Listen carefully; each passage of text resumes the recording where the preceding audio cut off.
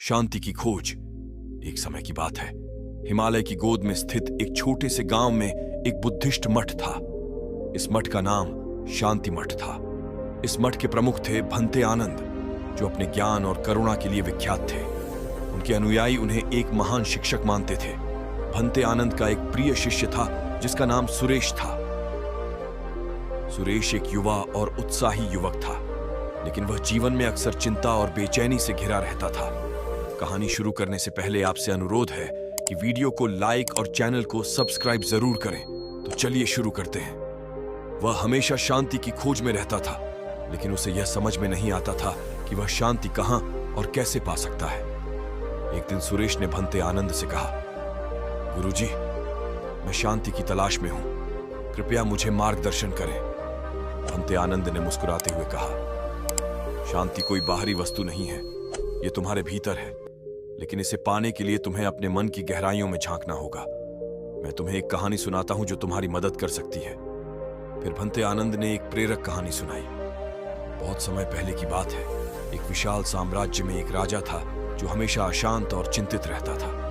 उसने हर संभव तरीका आजमाया, लेकिन उसे शांति नहीं मिल सकी। अंततः उसने घोषणा की कि जो कोई भी उसे सच्ची शांति का रहस्य बताएगा, उसे वह आधा साम्राज्य दे देगा। इस घोषणा को सुनकर देश के हर कोने से लोग राजा के पास आए, लेकिन कोई भी उसे संतुष्ट नहीं कर पाया। एक दिन एक वृद्ध बौद्ध भिक्षु राजा के पास आए। राजा ने उन्हें आदरपूर्वक स्वागत किया और अपनी समस्या बताई। भिक्षु ने राजा से कहा, महाराज, शांति पाने के लिए आपको सबसे पहले अपने मन को समझना होगा। मैं आपको एक साधना प्रक्रिया बताऊंगा जिसे आपको नियमित रूप से करना होगा।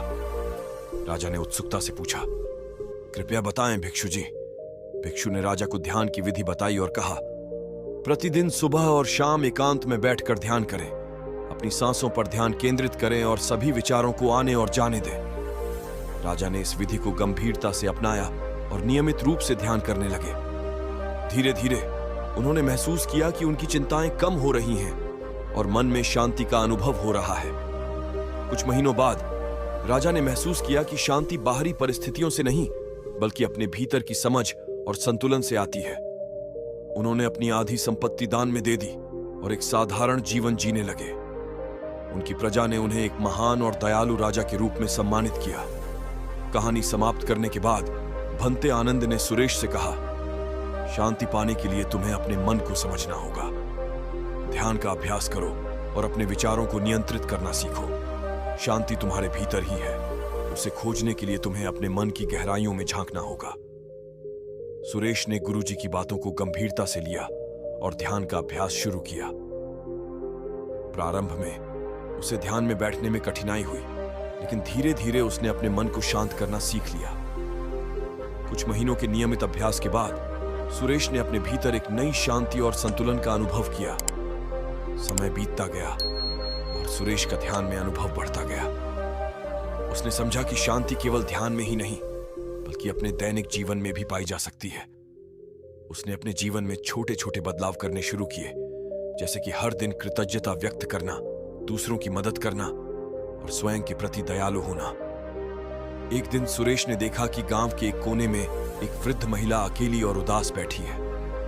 वह उसके पास गया और उससे बातचीत करने लगा। महिला ने बताया कि वह अपने परिवार से अलग हो चुकी है और अब उसके पास जीने का कोई उद्देश्य नहीं है। सुरेश ने महिला को सांत्वना दी और उसे मठ में लाने का सुझाव दिया। महिला ने संकोच के साथ सुरेश का प्रस्ताव स्वीकार किया और मठ में आने लगी। वहां उसे भंते आनंद और अन्य भिक्षुओं ने स्नेह और सम्मान के साथ स्वागत किया। महिला ने मठ में रहते हुए ध्यान और योग का अभ्यास शुरू किया और धीरे धीरे उसने अपनी उदासी और अकेलेपन को दूर कर लिया। उसने मठ में छोटे छोटे काम करना शुरू किया और उसके जीवन में एक नई ऊर्जा और उत्साह आ गया। सुरेश ने देखा कि मठ में आने वाले लोग केवल शांति की तलाश में नहीं, बल्कि जीवन में अर्थ और उद्देश्य की तलाश में भी थे। उसने भंते आनंद से पूछा, गुरुजी, क्या हम समाज में भी शांति और संतुलन फैला सकते हैं?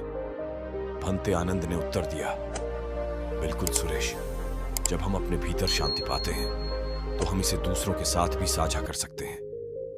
यह हमारी जिम्मेदारी है कि हम समाज में शांति और करुणा फैलाएं। सुरेश ने मठ के अन्य भिक्षुओं के साथ मिलकर गांव में एक सामाजिक अभियान शुरू किया। उन्होंने शिक्षा, स्वास्थ्य और स्वच्छता के क्षेत्र में कार्य करना शुरू किया। उन्होंने बच्चों को शिक्षा देने के लिए एक छोटा स्कूल खोला, गांव के लोगों के लिए स्वास्थ्य शिविर लगाए और स्वच्छता अभियान चलाया। धीरे धीरे गांव के लोग इस अभियान में शामिल होने लगे और उनके जीवन में सकारात्मक बदलाव आने लगे। शिक्षा ने बच्चों को नए अवसर दिए, स्वास्थ्य शिविरों ने लोगों को स्वस्थ जीवन जीने में मदद की और स्वच्छता अभियान ने गांव को साफ सुथरा बना दिया। सुरेश ने महसूस किया कि शांति केवल व्यक्तिगत अनुभव नहीं है, बल्कि इसे समाज में फैलाना भी उतना ही महत्वपूर्ण है।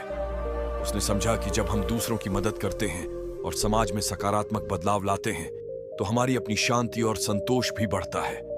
भंते आनंद ने सुरेश की उपलब्धियों को देखकर गर्व महसूस किया और कहा, सुरेश, तुमने सही मायने में शांति की गहराई को समझा है।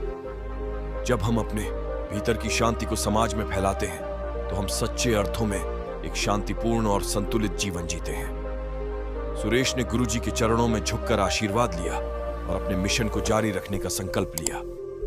उसने न केवल अपने जीवन में शांति पाई, बल्कि अपने प्रयासों से समाज में भी शांति और संतुलन लाया।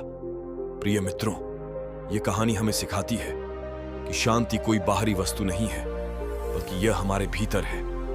इसे पाने के लिए हमें अपने मन को समझना और संतुलित रखना होगा। जब हम ध्यान और आत्म साक्षात्कार के माध्यम से अपने भीतर की शांति पाते हैं, तो हम इसे दूसरों के साथ भी साझा कर सकते हैं और समाज में सकारात्मक बदलाव ला सकते हैं।